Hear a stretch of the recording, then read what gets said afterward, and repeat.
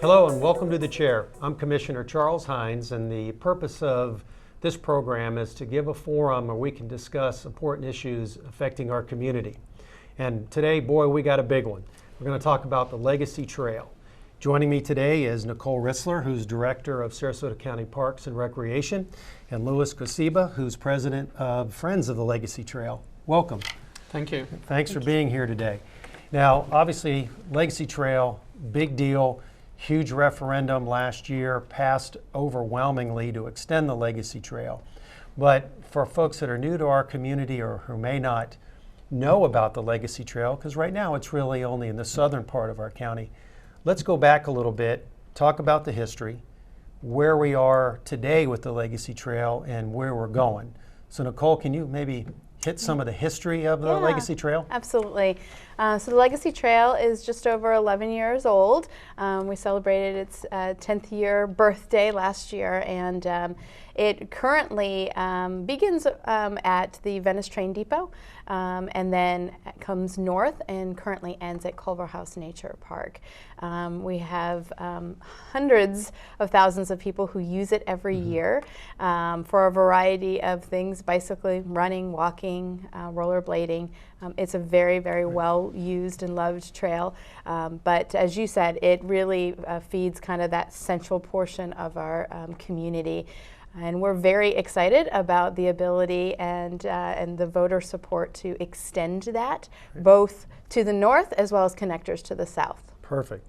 Well, Liz, tell me a little bit about the Friends of the Legacy Trail, what their role is, and what they do to help the Legacy Trail.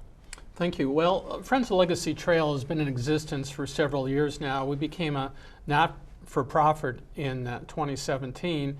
And we acquired signatures on petitions and went to the county and asked that they consider extending the trail. We worked very hard in 2018 to pass the initiative that was on the ballot as a referendum item. Friends of the Legacy Trail is really here to, first of all, protect the current trail. So we worked to enhance the trail, improve the trail. We certainly worked hard to extend the trail into downtown Sarasota, and we were successful, so we're still kind of on a little bit of a sugar high over that. But we want to work with the county going forward for the extension into downtown Sarasota, but as importantly, getting that extension out to Northport, the city of Northport. Friends of Legacy Trail, we have about 900 paid members. We have really a very robust website, friendsofthelegacytrail.org. So Friends of the Legacy Trail is one word, and then .org. So just about any question you would have regarding the trail. We have programs. We're raising money for improvements. One of the things we're working now with the county on is a rest stop at Oscar Scherer State Park, right by the south branch of the river over there. You might remember it's got the train trestle there, but it would be a rest stop. The Jelks Family Foundation has donated money for it. Friends of the Legacy Trail has raised money for it, so we're working on that. We're a volunteer group, all volunteer. I'm a volunteer, and we're looking for more volunteers. There's always more work that can be done on the trail, and we coordinate very well with the county parks. So that's perfect. So that's good to let people know this wasn't just something that was formed to pass the referendum and then stop.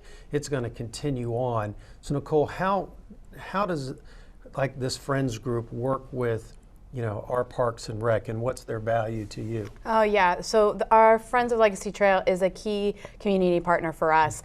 You are absolutely right. This wasn't about passing a referendum and the extension. They've been a partner for a long time with us. They help with maintenance. They work directly with our staff for initiatives when we want to be able to put a new amenity on the trail where we might not have the dollars to do it. The Friends will come to the table and help us with those kind of things.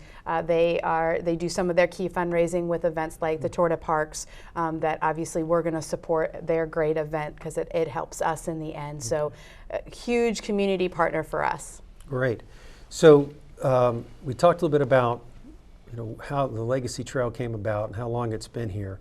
Let's talk about a little bit kind of where is it today? Last week or this week I signed the bond documents to borrow $33 million to begin the acquisition of the northern section. But let's talk about that a little bit. So here's where we are today. The trail ends right on Palmer Ranch, right just a little bit south of Clark Road. So talk about that and what's this money going to be used for, and when are we going to get started? Yeah, so the extension to the north will go from Culver House Nature Park into downtown Sarasota into Payne Park. We acquired a first phase of the extension last year that went from Culver House to Ashton Road. The acquisition that will take place by the end of the month, so next week, we'll actually finish the acquisition from Ashton Road down to basically Fruitville Road is what we'll be purchasing. So that's a real big milestone for us next week that we'll be celebrating next Friday. But what it will also do is really connect the entire county. We are also the extension will go through a really new area. The current trail goes through an area that's not as urban. So that's a really exciting point for us, is that when complete, we're going to see, I think, a much heavier use, but also a different use because it's so urban, and hopefully we're seeing people that are actually going to take that to get to work every day. Yeah, I like also, I've seen it in the Nokomis area where it connects various parks and schools and businesses. And it's interesting, you talk about the urban area in Sarasota, but Lewis, maybe talk about what the Friends' position is in extending this down into Northport, because a lot of this area in that is going to go across areas that are not developed and provide a different and unique experience for riders and walkers. Talk about the Northport section a little bit. Well, the Northport section is going to be a little different than the trail as we know it, because the trail as we know it in the extension is over abandoned railroad right-of-way. There was no railroad that went to Northport. So part of it, the connection to actually what I would call the spine of the trail, is going to be trails that are on streets or next to streets. Then the further east you get, there are some options, and a decision has not been made. A more northerly option would go along some Florida Power and Light right-of-ways, and then there's another area that would go south either to the Shuey Ranch or to the Deer Prairie Creek. Right. So those are county-owned lands. That's another big difference too. We have county-owned lands there, so the improvements are going to be improvements. There's not going to be any trail acquisition. So I know the county is looking at options, and your design firm is going to be looking at options and also communicating with the powers that be, the commissioners and the citizens in Northport, to figure out what's going to be the best way. So actually there's about 3 options that are on the board, and maybe not this go around, but eventually it'd be nice if all of those options were eventually built out. Yeah, I think that's a really unique thing about this trail, is you can go from what you've just described, from downtown Sarasota to an urbanized area and ride that. Then the next day, go out in county-owned lands that are protected, that are full of wildlife and just a whole different view, all within our own county. So Nicole, you talked about the study or the review that we're doing. What's the time frame, and maybe when does it come back to us to make those decisions? Yeah, so one of the other key milestones that we've hit recently is that the board did approve, the county commission did approve a design contract with Kimley Horn. So as soon as the money is in next week, we will start them moving forward with design. They will be looking at design not only of the extension northward, but they also will be evaluating 2 of the 3 routes that we've identified for the city of Northport. And they'll come back to us and look at what pluses and minuses, challenges, and we will then take that. We'll sit down with Swiftmud, who's also an owner of Shuey Ranch, as well as the city of Northport, and we'll say, how can we get this done? And to Lewis's point, I think at the end of the day, I think all 3 really should be opportunities in different ways for recreation purposes. Great. Now, I know our commission's pushed on you really hard in that it would seem logical somewhat to take the trail where it ends now and just keep working north to downtown.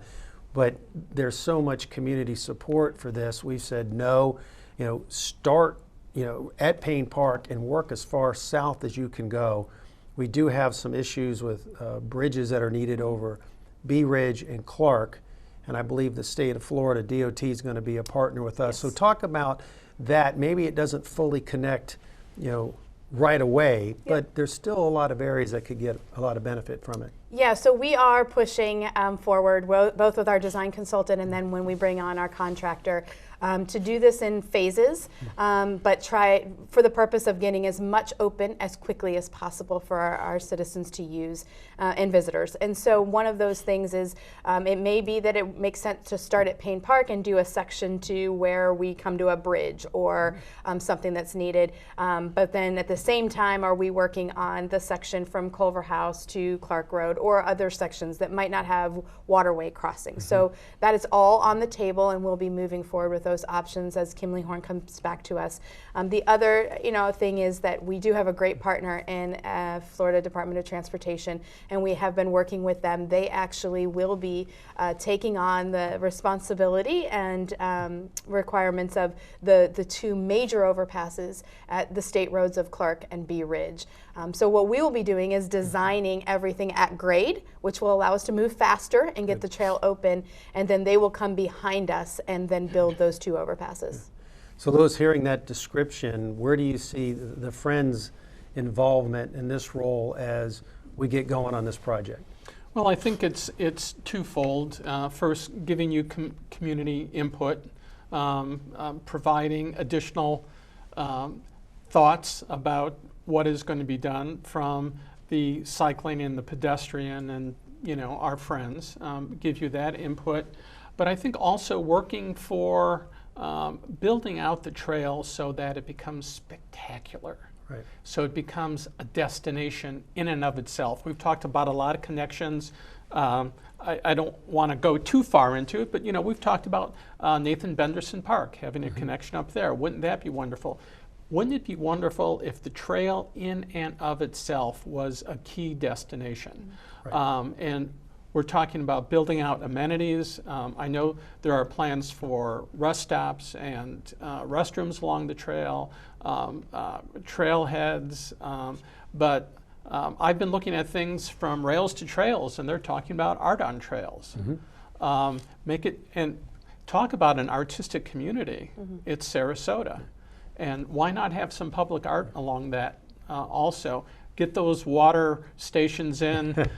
We just put one at Bay Street and the trail, and it's got a feature for dogs and for filling bottles and for people. Right. So that's kind of what you want. So I think our role is going to be helping you think about some of those amenities, raising money for those amenities. And oh, by the way, if you go to our website, you'll see the square foot campaign. We've been selling a square foot of the new trail to raise money. We've raised over $72,000. That'll be money going to the county to help build out the amenities. And if you go to our website, friendsoflegacytrail.org, you can see the square foot donation campaign. Yeah, I've been saying this for a long time, but the enthusiasm that you bring to this, that this park, this trail has just endless possibilities, and to tie pretty much our entire community together, north, south, east, and west,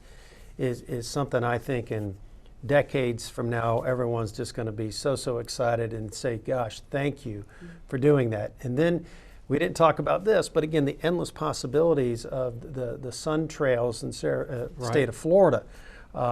Just because we have this in Sarasota County, you look extensions down into Charlotte County and continuing on north to Manatee County. This isn't a beginning and an end. I think it's just the beginning to make it better as we go along. So, Nicole, time frames, little going to make you commit here so we can tell the community. I'm going to write these down. Yeah, write them Yeah. down. Write them down.